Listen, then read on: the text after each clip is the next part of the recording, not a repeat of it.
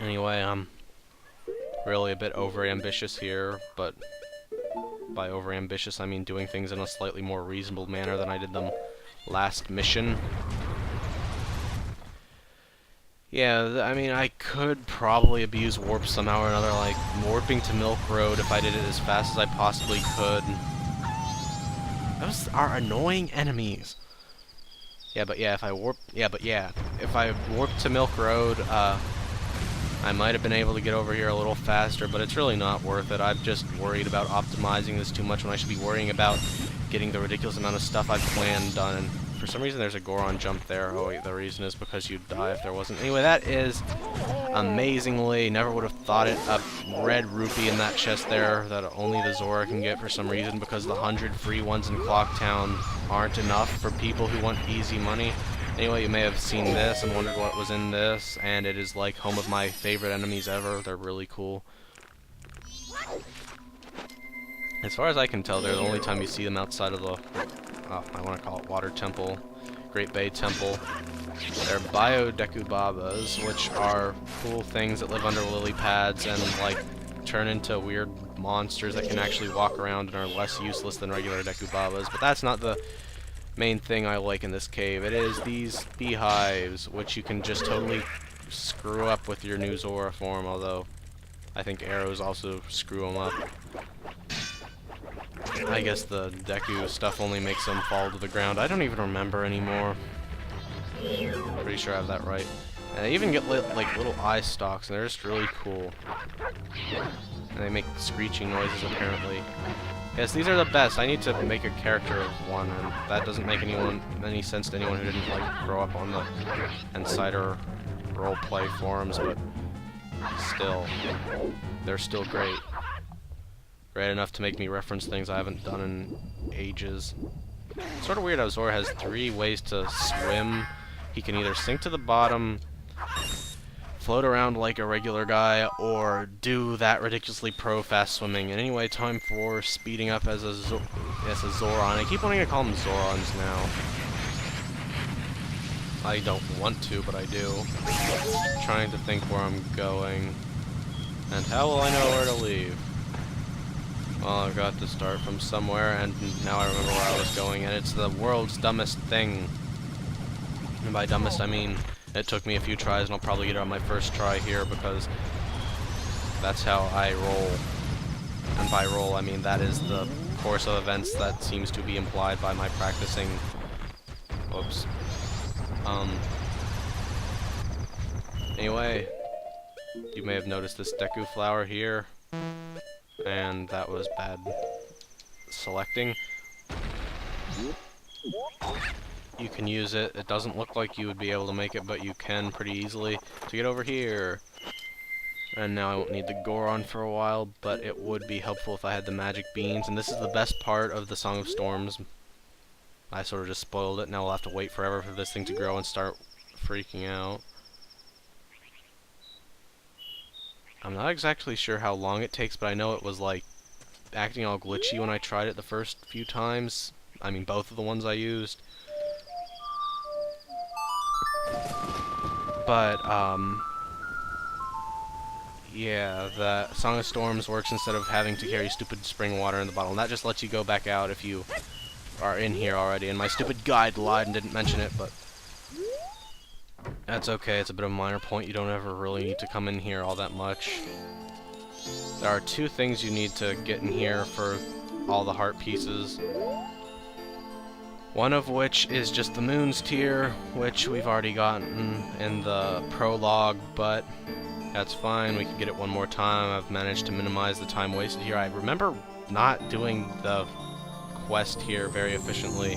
This is basically the replacement for the Bigoron Sword quest, despite the fact that the entire game is like much better plot times than the Bigoron Sword quest. And actually, this game was sort of developed, something about the game, like the Bomber's Notebook was developed around the premise of the Bigoron Sword quest. They like the character aspect. Anyway, there's this guy who will only show up if you see him, and this is stupid and horrible and horrible and horrible and stupid. I don't know why they do it, but it's stupid and horrible and horrible and stupid.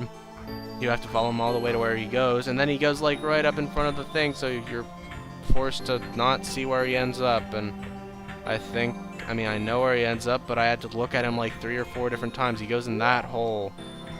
I think the game, like, thinks he goes in the other hole, and then they decided to put the Gossip Quartet over there. And you can't even really see it, and it's weird and it's horrible, and it took me like 8 tries when I was practicing this, and now it's going to take me like 0 tries because I have complained about it forever. I mean, okay, that would be great if it really didn't glitch out like it was in my practice run, and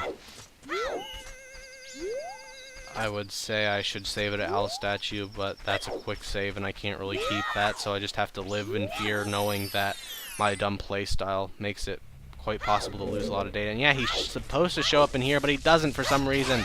Pisses me off.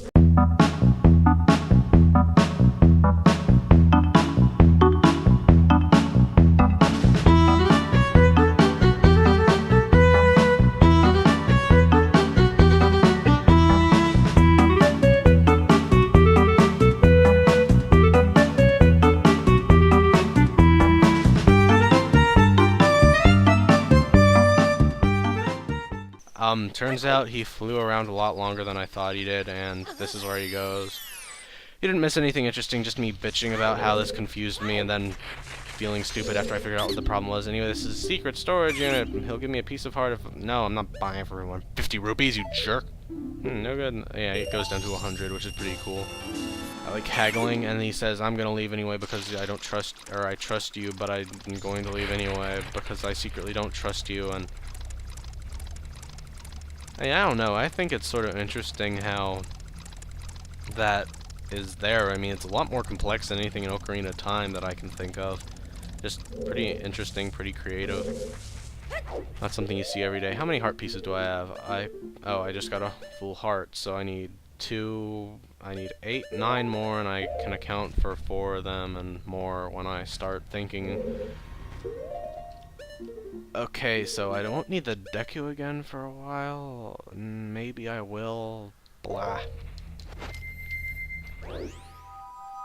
Either way, I have absolutely no idea. I really... When the Song of Double Time wasn't working in the stock pot in, that basically made me think, oh, I can't use any kind of song inside or areas that count as inside. When that's not true. You can use a Song of Soaring from just about anywhere.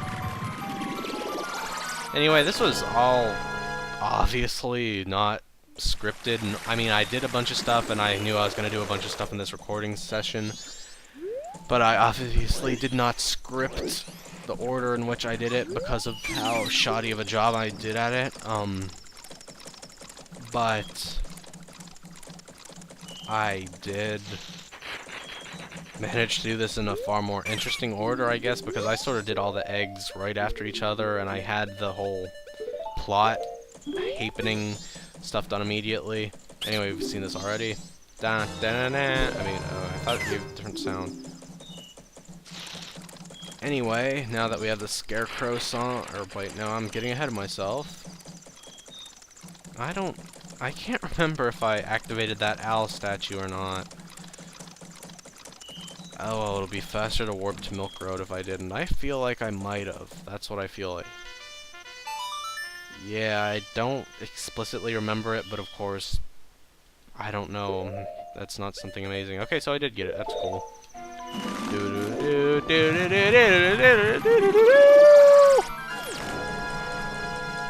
Ah, such riveting commentary. I truly feel like a great of criticism and stuff. I don't know, I sort of consider Let's Plays like a weird form of criticism. I mean, I know some people just say, guys, I'm playing one of those Whittier games, but I'd like to think that I at least sort of provide a review, a very, very thorough review in my commentary. Okay, and the first one is the only one you can cheat like that because I don't know why. No, and for some reason, yeah, he sells like who... Yeah, you actually have to sell the things by who you expect to be from place X to have the place X thing.